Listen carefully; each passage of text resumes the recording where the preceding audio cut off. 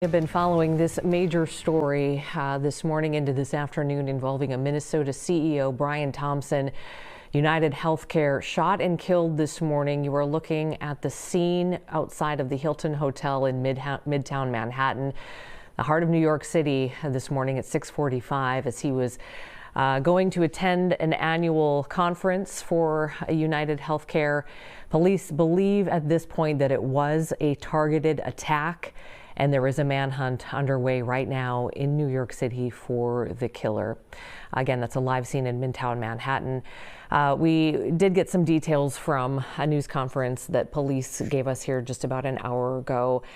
Thompson was shot a couple of times. He was shot in the back and also in the back of his leg, and ended up dying from his gunshot wounds at the hospital.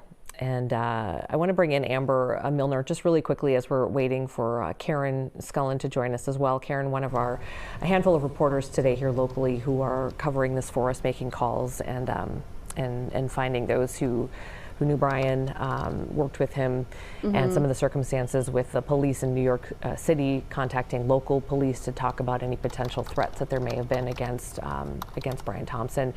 Do we have Karen yet? We do have Karen. Yep, okay. She's sitting in the newsroom waiting for. Okay. So she's been tracking all of the updates. Okay, on this. why don't if we can just pop Karen in.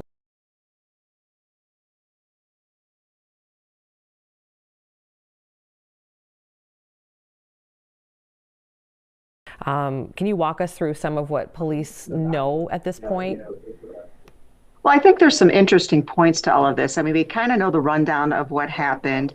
Brian Thompson was on his way to a news conference early, but apparently he was not a news conference, at a meeting, but he was early, like an hour and a half early. They say he was likely in charge of this seminar that he was hosting, apparently. So it's interesting, first of all, that he was over there early.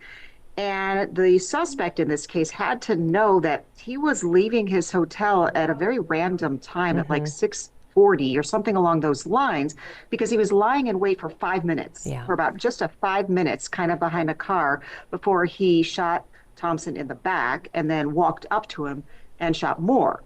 I think what follows that, there's a couple of interesting points too, is that after walking away from the scene, he hopped on a city bike. Those city bikes have GPS, so they should be able to trace where he ended up, at least close to it. But also, did he use a credit card to get that city bike? Because you can't just take one. Right. So you have to put in a credit card, you have to put in information to get the bike to go, unless he just stole it from somebody who was already on it.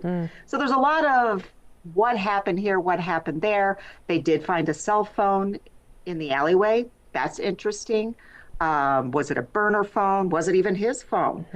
We don't know that yet. When we're saying over and over again, yes, this was a targeted attack, but I saw somebody saying, was it the right target? Do we even know that? You know, we just don't know enough at this point to figure out exactly what happened or why. And I think finding out the why will point police probably to the suspect. Yeah. Okay. Well, I appreciate that update. I know you're working on this today, doing some of the nuts and bolts of what happened, and so we'll check back in with you, and you'll have stories coming up tonight at 5 and 6 for us. Okay. All right. Yes. Thanks for taking a couple of minutes out. Appreciate you, Karen. Okay, again, we'll be following this. Rob Olson is making his calls, and then Paul Bloom, again, he's coordinating with local law enforcement to find out if anything was happening here locally as far as threats or people who may have had a motive. Paulette, who is Brian Thompson's wife, did make a statement. Amber, did you have that message that she texted to Rob Olson?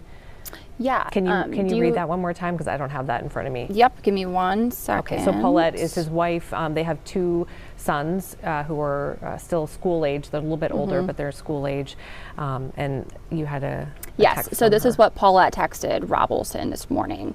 She says, "We are shattered to hear about the senseless killing of our beloved Brian. Brian was an incredibly loving, generous, talented man who truly lived life to the fullest and touched so many lives.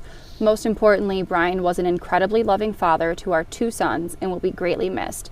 We appreciate your well wishes and request complete privacy as our family moves through this difficult time." So that's directly to Rob. Amy, you had mentioned, she was talking to NBC also this morning over the phone. Yeah. So she has been talking a little bit here, but obviously an incredibly difficult and unimaginable time for this family, honestly. I spoke to the wife of a friend of mine. Her husband worked very closely with Brian, and just sort of described her husband as just very, very numb today. And as imagine in that role, the number of people you are in charge of, the number of people that you come in contact with on a day-to-day basis, and the people you never meet who work for you, thousands of people. Just really quickly, in case people missed it, just the real quick org chart. United Health is United Health Group, and that's broken down into UnitedHealthcare and Optum, just kind of so you know the difference. This is UnitedHealthcare is the health insurance provider, and then Optum is really the service delivery arm, more of the tech-driven piece of it, but just so you can kind of get that straight in your head. So Brian Thompson was the CEO of United Healthcare, which falls under that umbrella right there.